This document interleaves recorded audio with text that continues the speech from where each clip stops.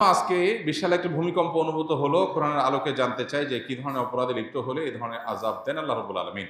প্রথম কথা হলো যে ভূমিকম্প বা কোনো ডিজাস্টার হলে, কোনো দুর্যোগ, প্রাকৃতিক কোনো দুর্যোগ হলেই যে সেটা আল্লাহর আযাব হিসাবেই সবসময় আমাকে ট্রিট করতে হবে, ধরতে হবে, এটা জরুরি বা আবশ্যক না। আমাদের বেশিরভাগ মানুষেরই চিন্তাধারা হলো যে কোনো অসুবিধা আসলেই সেটাকে আল্লাহর আযাব হিসেবে আমরা চূড়ান্তভাবে নিরূপণ করি। কোনটা আল্লাহর আযাব, কোনটা আল্লাহর আযাব না, এটা নবী রাসূলরা থাকলে তারা নিরূপণ করতে পারে। যে কোনো বিপদ আপদ, যে কোনো মুসিবত আল্লাহর পক্ষ থেকে পরীক্ষা হতে পারে, আবার আযাব হতেও পারে।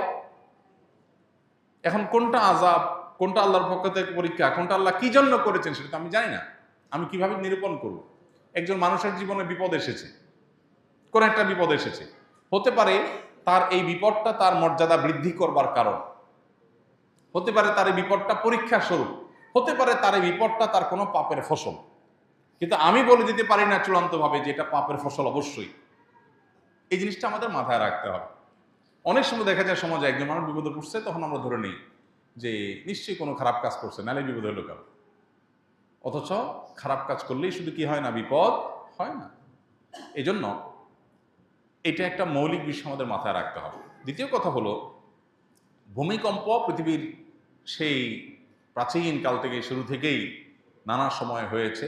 কোরআনে কারিমে একটা সূরা আছে, সূরা জিলজাল, নাম হলো ভূমিকম্প। সূরার নামই হলো ভূমিকম্প। সৃষ্টি জগৎ যে ধ্বংস হয়ে যাবে মহাপ্রলয়ের মাধ্যমে, যেটাকে কোরআনে বিভিন্ন জায়গায় আস-সাআহ বলা হয়েছে, সেই মহাপ্রলয় বা বিশেষ মুহূর্ত, যেটা সৃষ্টি জগতের ধ্বংসের মুহূর্ত, সেই মুহূর্ত শুরু হবে যে সমস্ত বিষয় দিয়ে, এর মধ্যে একটা হলো ভূমিকম্প। কিয়ামতের বড় যে 10টি আলামত আছে, এর মধ্যে একটা আইটেম হলো ভূমিধস। একটা পূর্বে একটা পশ্চিমে মহা বড় ধরনের ভূমিধস হবে। আবু হুরায়রা তখন একটা রেওয়ায়ত আছে, যে রেওয়ায়ত থেকে বোঝা যায় কিয়ামতের আগে এমন ভূমিকম্প হবে যে পৃথিবীতে মানুষের থাকার মাথাগত আবার কোনো জায়গা, কোনো ঘর খুঁজে পাবে না, মানুষ সব পড়ে শেষ হবে, অর্থাৎ সিস্টেম ভেঙে পড়বে। তো ভূমিকম্পের বিভিন্ন রূপ আছে, তবে কিয়ামতের কাছাকাছি সময়ে হাদিসে আসছে ওয়াতাকফিরুজ জিলজাল, ভূমিকম্পের পরিমাণ কিয়ামতের কাছাকাছি আসলে পরিমাণে বাড়বে, মাত্রা বাড়বে। এর বৈজ্ঞানিক বিভিন্ন ব্যাখ্যা আছে, কেন হয়, কি জন্য হয়। এই ব্যাখ্যারও গোড়ার ব্যাখ্যা বা এই ব্যাখ্যারও পেছনের কথা হলো যে আল্লাহ রাব্বুল আলামিনের ফায়সালা এটি হবে। যেমন এই যে অনেক বেশি ভূমিকম্পের পরিমাণ বেড়ে যাবে, এটা রাসূল সাল্লাল্লাহু আলাইহি ওয়াসাল্লাম বলেছেন ১৫০০ বছর আগে। তখন তো পৃথিবীতে এত ভূমিকম্প ছিল না। এখন আস্তে আস্তে দিন দিন যে বাড়ছে, ওনার কথা তো খাটছেই।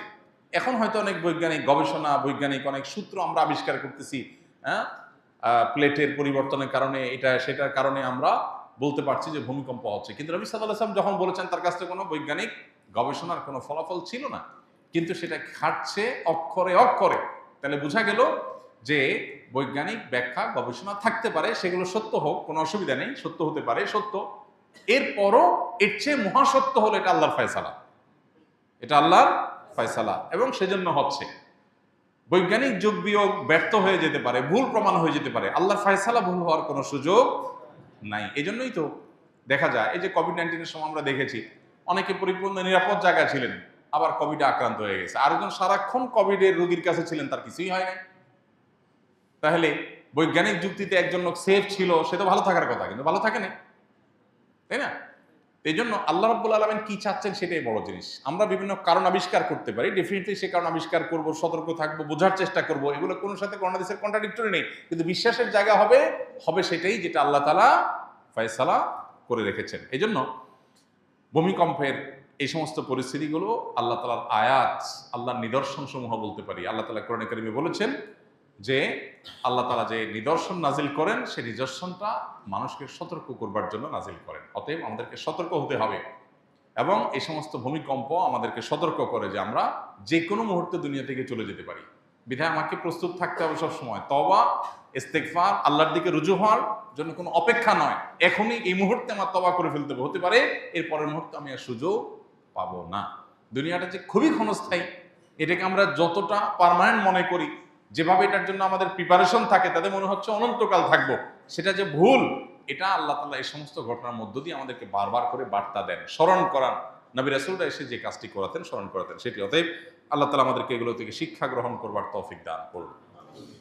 গুনাহ করলে অন্তরে দাগ পড়ে, কথাটি কতটুকু সত্য? যদি সত্যি পড়ে থাকে তাহলে কেন পড়ে এবং এই দাগ কাটানোর উপায় কি? উত্তর হলো, গুনাহ করার ফলে অন্তরে দাগ পড়ে এই মর্মে সম্পূর্ণ পরিষ্কার একটি বিশুদ্ধ হাদিস আছে। নবী সাল্লাল্লাহু আলাইহি ওয়াসাল্লাম বলেছেন, বান্দা যখন কোনো গুনাহ করে তার অন্তরে নোক্তাতুন সাউদা বা কালো একটি দাগ পড়ে। গুনাহ যদি বড় হয় দাগ হয়তো বড় হয়, গুনাহ ছোট হলে দাগটা ছোট হয়। তো এইভাবে অন্তরে যখন দাগ পড়ে, মানুষের অন্তরটা হলো আয়নার মতো। অন্তর দিয়ে মানুষ অনুধাবন করে, ভালো মন্দ পরখ করে, বুঝে। তো গুনাহের ফলে একটা দাগ পড়ে, আরেকটা গুনাহ পড়ে আরেকটা দাগ পড়ে, এইভাবে গুনাহ করতে করতে অন্তরের উপর আস্তে আস্তে দাগ পড়ে, সেটা মলিন হয়ে যায়, অন্ধকার হয়ে যায়। আর এর ফলে কি হয়? এই অন্তরে আর ভালো কিছু নিরূপণ করার শক্তি থাকে না। এই জন্য দেখবেন যারা পাপাচার করতে করতে করতে সব রকমের পাপ করে, নামাজ পড়ে না, গুনাহ করে, গান বাদ্য মাদক হারাম সব কিছুতে ডুবে থাকে, এই মানুষগুলো দেখবেন খুব সহজে সঠিক পথে ব্যাক করে না এবং তারা ভালো মন্দ বুঝতে পারে না। কারণ ওই যে একটা স্বচ্ছ আয়না, আমরা যখন চেহারা দেখি, চেহারার ভালো মন্দ দিকগুলো আয়না দেখা যায়, তখন আমরা ঠিক করি, ওইটা সংশোধন করি। কিন্তু যদি আয়নাটাই সব দাগে ভরা থাকে, তাহলে ওই আয়নাতে আমার সমস্যা ধরা পড়বে না। ঠিক একইভাবে গুনাহ করতে করতে মানুষের অন্তর যখন কালো হয়ে যায়, তখন সে অন্তর দিয়ে ভালো আর মন্দ পথ সে বের করতে পারে না। ওইটা ওই ময়লা আয়নার মতো, ভালো মন্দ বোঝা যায় না ওইটা দিয়া, তার অন্তর দিয়ে ভালো মন্দ বোঝা যায় না এবং তার অন্তরে মোহর পড়ে যাওয়ার মতো অবস্থা তৈরি হয়। এখন প্রশ্ন হলো, এই অন্তরের কালো দাগ দূর করবার উপায় কি? উত্তর হলো, এই অন্তরের কালো দাগ দূর করবার উপায় হলো তওবা। এর উপায় কি? তওবা। বান্দা যখন কোনো গুনাহ করে, দাগ পড়ে, এই দাগ মোছার উপায়টা কি? ডিলেট করার উপায়টা কি? এটা ডিলেট করার জন্য রিমুভার হলো তওবা।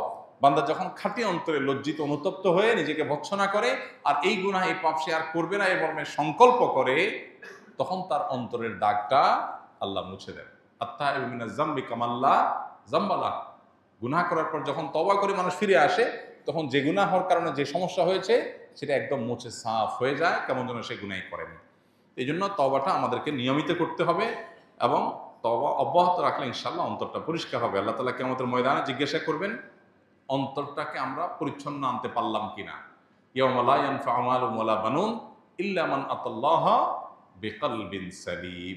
আল্লাহর কাছে যে একটা ফ্রেশ অন্তর নিয়ে যেতে পারবে, সে কিয়ামতের দিন মুক্তি পাবে, আর না হলে মুক্তি পাবে না। এই জন্য অন্তরকে ফ্রেশ করার জন্য গুনাহ হলে সাথে সাথে তওবার রিমুভার দিয়ে মুছে ফেলতে হবে। অনবরত তওবা করে নতুন সংকল্প করে পরিবর্তিত হতে হবে। এই যে ভূমিকম্প গেল, একটা অ্যালার্মিং একটা বিষয়, একটা বার্তা। আমি এখনই শেষ হয়ে যেতে পারতাম, বাট আল্লাহ আমাকে সুযোগ দিয়েছেন, তাহলে আমি তওবা করি যে আল্লাহ আমি আর আপনার অবাধ্য হব না, নাফরমানি যাব না, হারামে যাব না। এই যে নতুন সংকল্প করলাম, সেটাকে টিকে রাখার জন্য সংগ্রাম করলাম, এটাই তওবা। এর মধ্য দিয়ে অন্তরে আগে যেগুলো হয়েছে সেটা পরিষ্কার হয়ে যাবে ইনশাআল্লাহ।